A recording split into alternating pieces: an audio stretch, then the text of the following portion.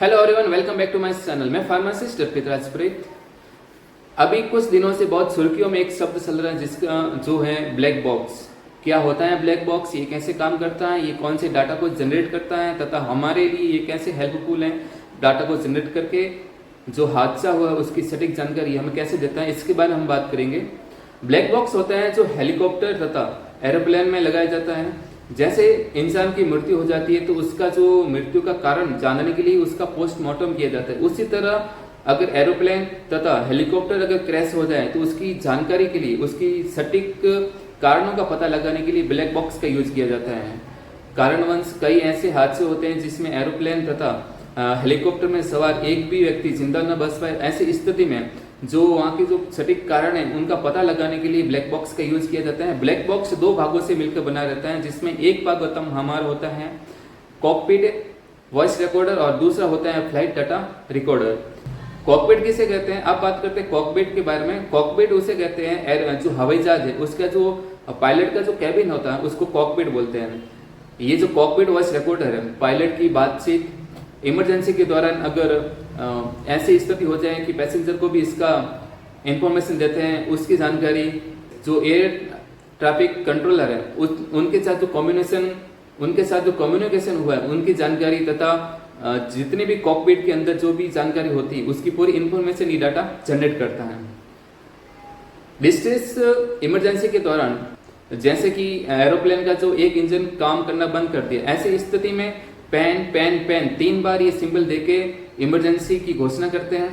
तथा अगर extremely emergency हो गई, जैसे कि इंजन दोनों काम करना बंद कर दिया गया है, ऐसी स्थिति में मेडे मेडे मेडे ये 3 बार बोल के इमरजेंसी की घोषणा करते हैं तथा एटीएस को ये इन्फॉर्म करते हैं। फिर दूसरा आता हमारा फ्लाइट डाटा रिकॉर्डर। इसके अंदर ये 80 से ज्यादा डाटा को रिकवर करता है, डिटेक्ट करता है। जैसे कि फ्लाइट कितनी स्पीड से रन कर रही थी, फ्लाइट जब रन कर रही थी दिशा कौन सी थी, कौन सी दिशा से हवा आ रही थी, ये कितनी डिग्री पे झुका हुआ था, इसके अंदर फ्यूल कितना था, फ्यूल काम कर रहा था या नहीं कर रहा था, इसकी जो ब्लेड है वो काम कर रही थी नहीं कर रही थी। ऐसे कई डाटा है, जैसे कि टेम्परेचर कितना था, हवाएं कौन सी दिशा से आ रही थी, फ्लाइट कितने मोड पे झुका हुआ था, बाईं ओर कितना झुका हुआ था, दाईं ओर कितना झुका हुआ था। ऐसे 80 से ज्यादा ये डाटा को डिटेक्ट करती है, उसको स्टोर करने में मदद करती है।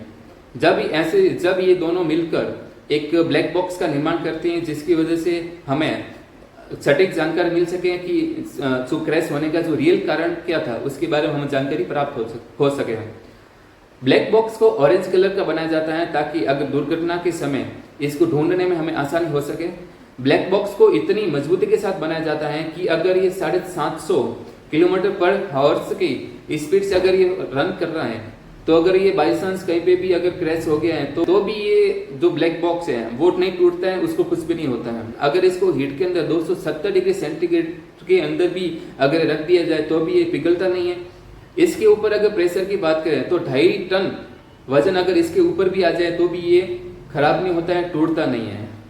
अगर इसको पानी के अंदर गिर गया है तो ये 30 दिन के अंदर बिना बैटरी के ये सिग्नल को, फ्रीक्वेंसी को फेंकता रहता है, भेजता रहता है, जिसकी वजह से इसको फाइंड आउट कर सकें तथा ये पानी के अंदर भी खराब नहीं होता है।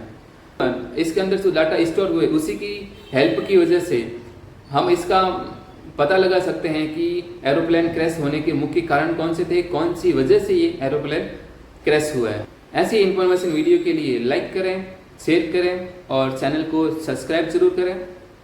धन्यवाद।